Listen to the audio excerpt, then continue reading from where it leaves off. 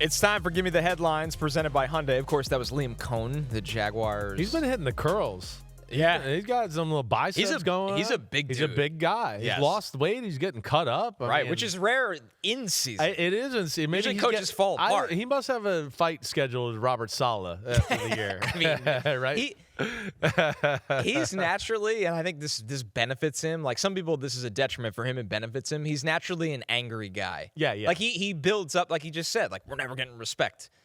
But if you can read into whatever you want. Most coaches this are is how somewhat. they are. Most coaches are. No, the good ones are usually a little angry and chippy. I mean, we just talked about this with Ben Johnson last week, right? Right. I mean, McVay's a psycho. Shanahan's a psycho. Harbaugh's a psycho. Dan Campbell's a psycho. Vrabel looks like he's on the verge of fighting people all the time. He jumps in every practice pile there is. That's the way it is. It's why they're chippy and playing tough football and still grinding away and beating teams right now.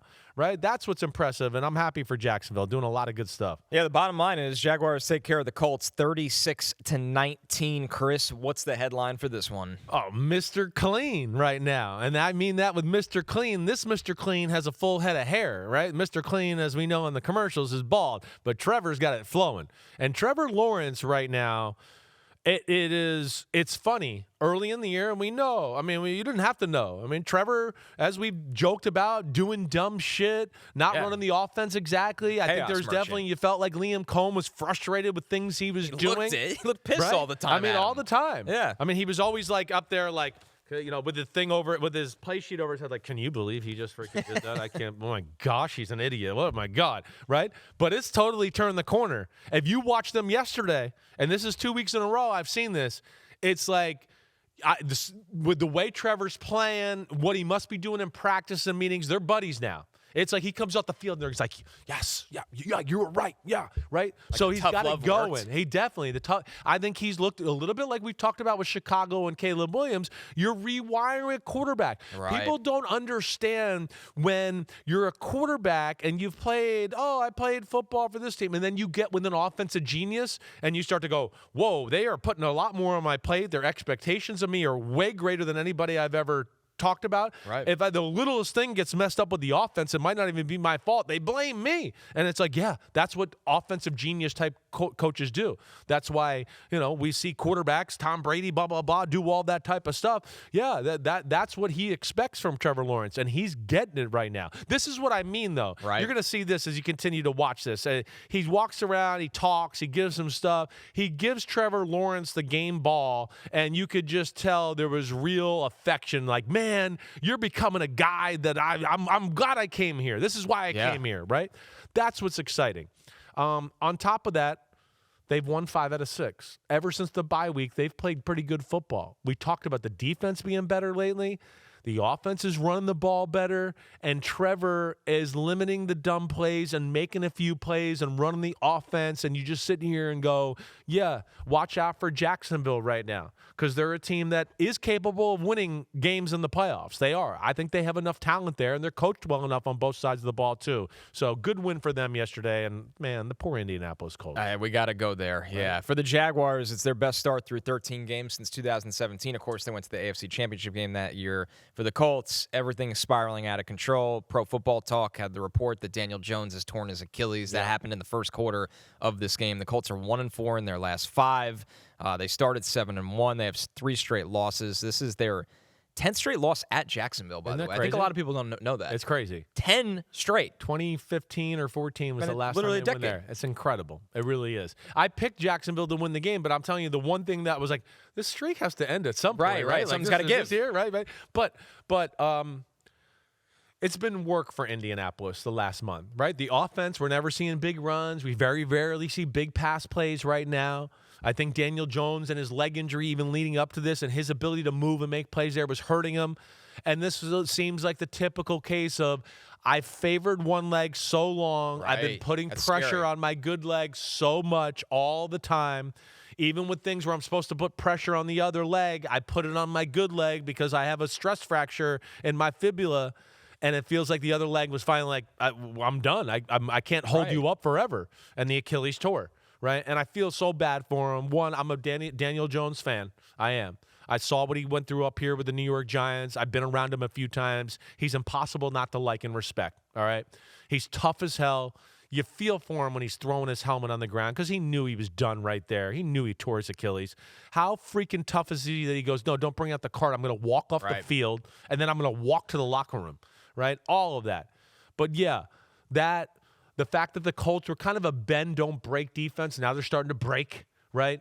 Right. Yeah, the dam is breaking. You know, Sauce is hurt. They don't rush the passer. That's right been a tackle problem. got hurt. Right, Yeah. exactly. I mean, so they got a little of everything going right now, and there they were. Right, it's 14-7. Daniel Jones gets hurt.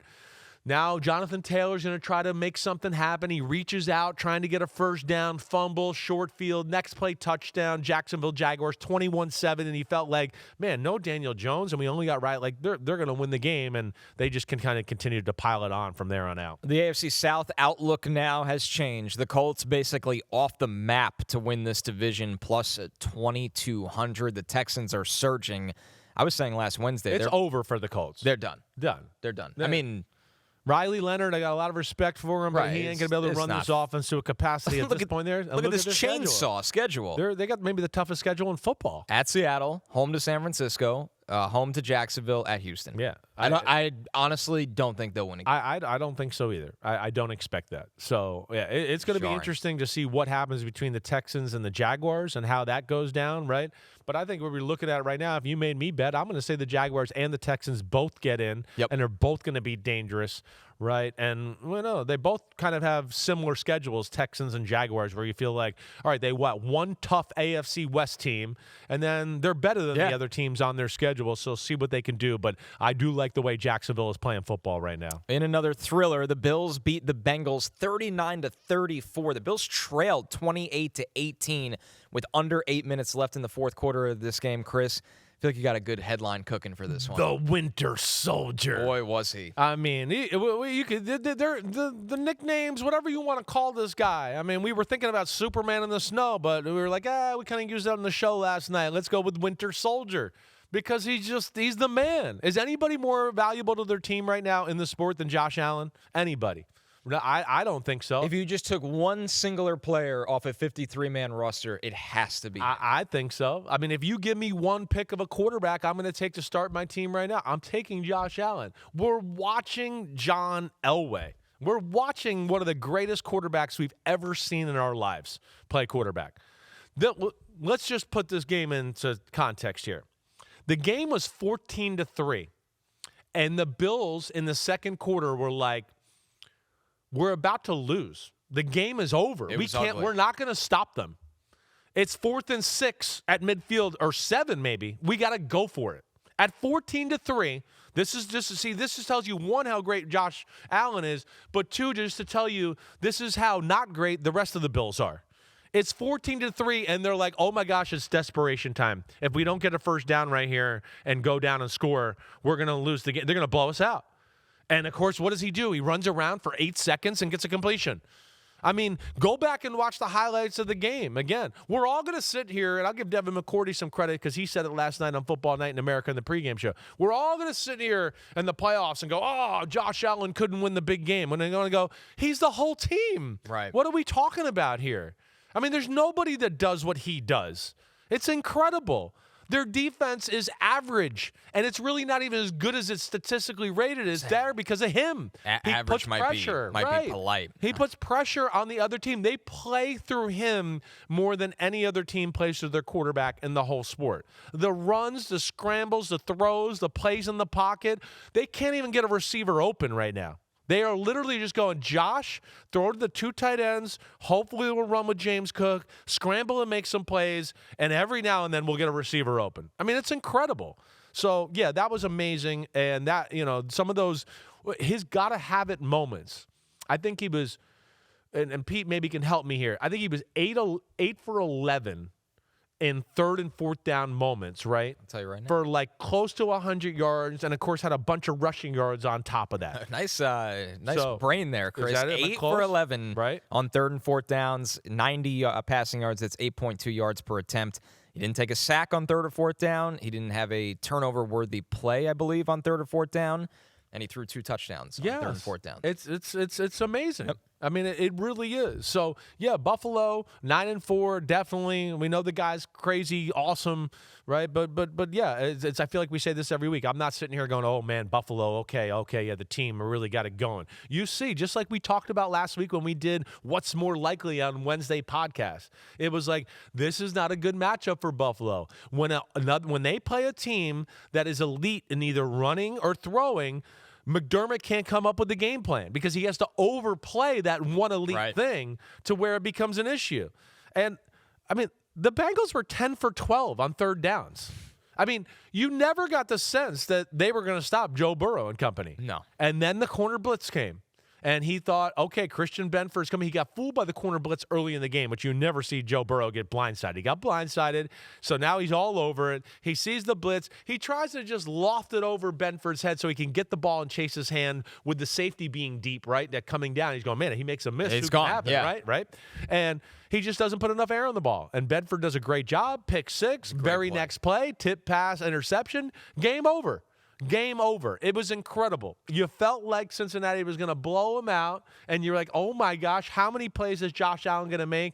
And then the defense finally made a play to let Josh Allen just take the hammer and nail and hammer it home for the victory. It's a weird one because with the Bills, you go, damn, they are in any game, no matter how dire the circumstance. Right. The other side of the cup for me is, God, the Bills really. They barely hang in there. They get away with this a lot. It's amazing. It is. It's hard to put your finger on it a little They're bit. 16-1 at home since the start of last year. It's amazing. So they have a home field advantage, but man, they've had some thrillers in that stadium as well. It's wild. Yeah, I'm not going to bet against him. He's incredible. He's one of the greatest quarterbacks I've ever seen. I know he doesn't have a Super Bowl yet. Most people can't put him in there. But, man, there's a lot of quarterbacks that got a Super Bowl trophy, and I'd go, you can't shine Josh Allen's shoes.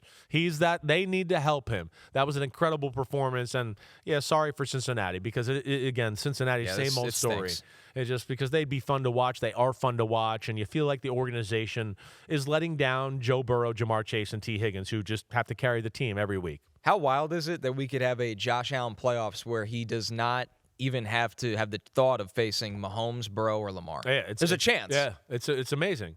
But yet he's going to Not that it's going to be easy. But he's going to not going to be easy. But I have to deal with New England again? I thought I already ended New England early into my career. Now they're back again? Yeah. The Texans defense does what? Well, he already knows that. Yeah, he does. But, yeah, you're right. It is. I never would have thought that only Josh Allen's getting in the playoffs out of the Mount Rushmore 4. That's crazy. It really is. That was Give Me the Headlines presented by Hyundai. We're going to take one more break. When we're back after an impressive upset in Tampa, do the Saints have their quarterback of the future?